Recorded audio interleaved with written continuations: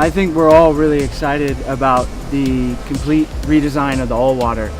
Just paddling it, it's the best of everything. And last year in the 2017 Allwater was a bit of a compromise between a Flatwater and a downwind board, and it was actually really great downwind. But now 2018, with the addition of a downwind specific board, I feel like the Allwater was able to be even more dedicated to not necessarily being a downwind board, but just everything. That it does excel in the downwind, but then testing it in the Flatwater, it felt great.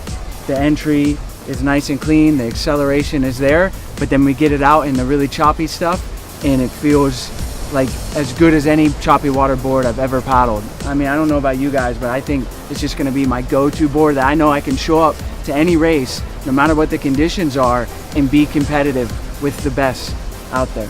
I agree. I mean, before you used to look at the forecast for a race and go, hey, maybe my flat water board will work, especially if there's a flat water section, or the Allwater will go good if it's downwind. But now you don't really need to look too much into the forecast, especially if you're traveling with your board. You can just take this Allwater board and it works super well going upwind. It doesn't slap on the chop as much as last year's model did. It really floats on top of the chop, so the nose never feels like it's going under, and you're not losing speed like you would on the past model. Yeah. And even going downwind, you don't really need to step back too much because there's that roundness to the nose, and there's that added volume where the nose doesn't really steer you too much, and it's a lot less work, especially in small downwind sections. What do you think? Yeah, I think the board feels super comfortable in downwind and rough conditions, and I think that is super important for an all-water board.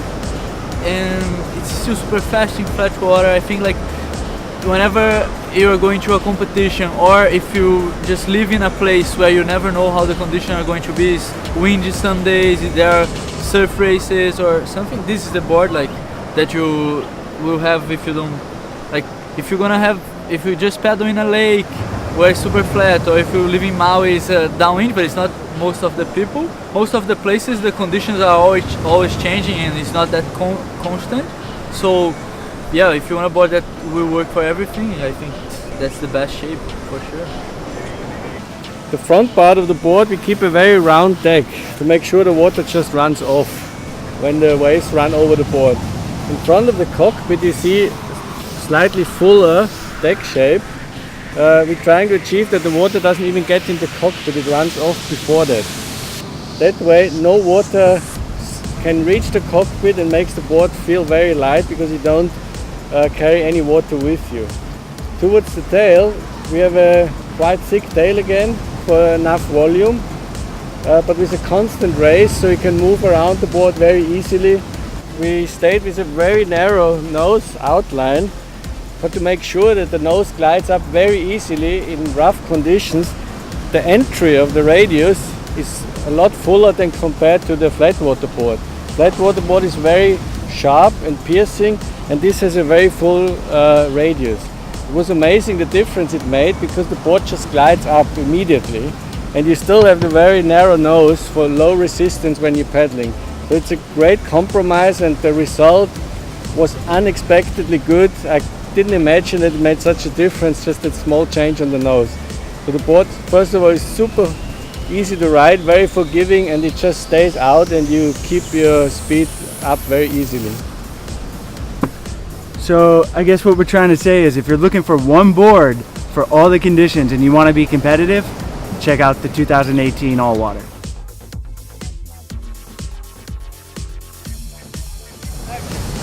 With the addition of the Allwater into the 2018 lineup, now we have a very downwind specific board in the 2018 Downwind Race. What I felt going out doing Maliko runs on this board was that it's a very forgiving board where you don't really have to move too much around your board. It has so much volume in the nose, and it's flat towards the entry. The entry is so flat that you can kind of stay in the middle and just lean back or lean forward, take little steps.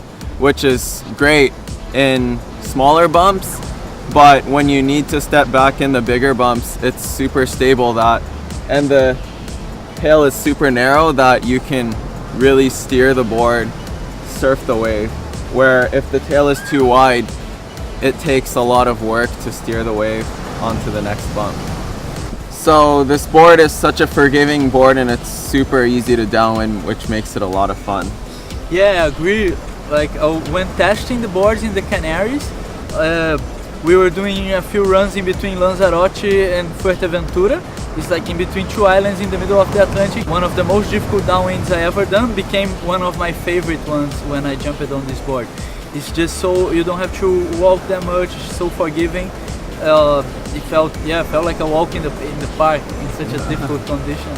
So yeah, I really loved it. So I really like on the downwind the forgiving nose, because that's so important when connecting bumps, and as a bigger guy I like stability. So all this volume, the rocker, the entry allows me to be comfortable and just to kind of let the bumps come to me. Yeah, so I really like the entry. What did you do on the nose that makes it so easy to downwind? As we heard, the nose part is the most critical section on a downwind board, because you need to make sure that the board instantly creates lift and the nose doesn't submerge. So that's why we keep a rather wide nose in general, with a very even radius at the nose part of the board. So the board, first of all, if it hits the wave, it doesn't steer in any direction, it behaves very neutral, and it produces lift. So it stays on the glide and the nose is always free. Towards the back of the board, we use a very narrow tail, but that allows the rider to steer the board very easily. A wide tail would be too much work and it's not responsive enough. That's why we keep the narrow tail, but with enough volume to make sure that it doesn't sink. So in the midsection we stayed with a double concave bottom.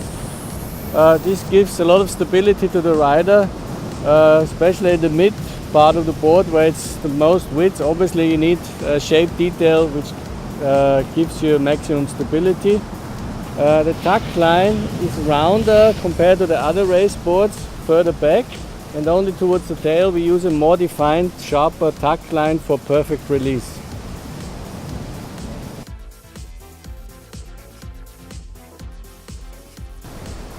For a 23-inch wide board, I think this board is super stable.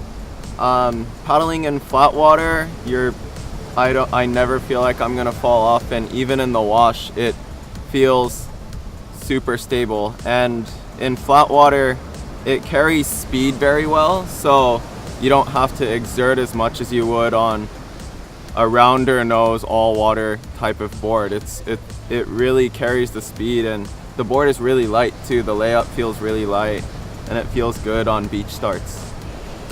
I feel like the wider tail helps when you're accelerating, so it doesn't push down as much. So a narrow tail sometimes when you are sprinting off the start or accelerating, it can bob and the nose comes up, where we want as much water line as possible, so that the extra volume and width helps keep the board more on a level area.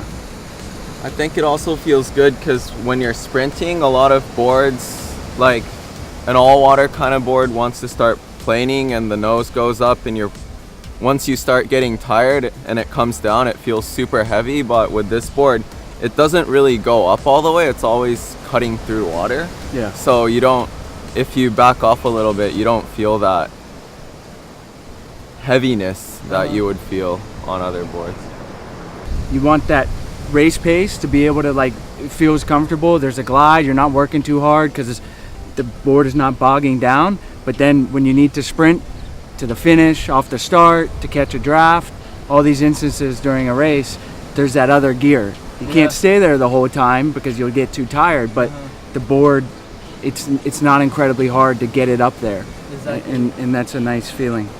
I think it's, like you're saying, it's easy to keep that race pace, which gives you that extra energy at the end.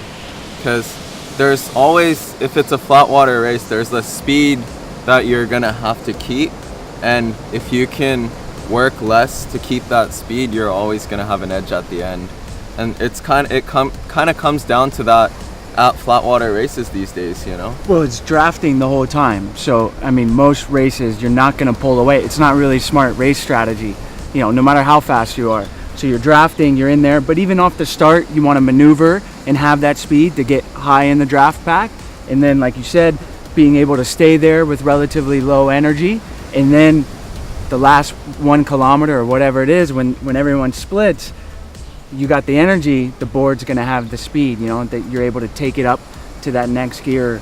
And like it could be 0.2 kilometers an hour, but that's 5 board lengths, you know, and that's the difference between first and second a lot of times. So Having a little bit more volume and stability, it helps you so much while you are drafting, because like nowadays there are draft trains with like 20 people, so many people, so much wash going everywhere.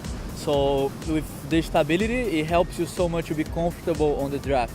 That is so important, because it's over there you want to relax and prepare for whenever someone is going to make a move or for a sprint finish, you gotta be comfortable on the draft train. Yeah, we had a lot of stability. To reach that, we lowered the standing area a little bit. So with the new deck flow, we managed to drop it a bit. We can also see a more consistent flow towards the back. So at the end, we have a higher tail, so more volume there, but a constant race. So no matter when you move around on the board or prepare for a buoy turn, it's a very constant race, so very comfortable to move around. It's also, the tail is a bit wider. It's also a shape detail for more stability. And the front, we kept the narrow piercing nose, which is very easy to glide through the water. It cuts the water surface and you just keep going with very little power on the pedal, and it's very fast.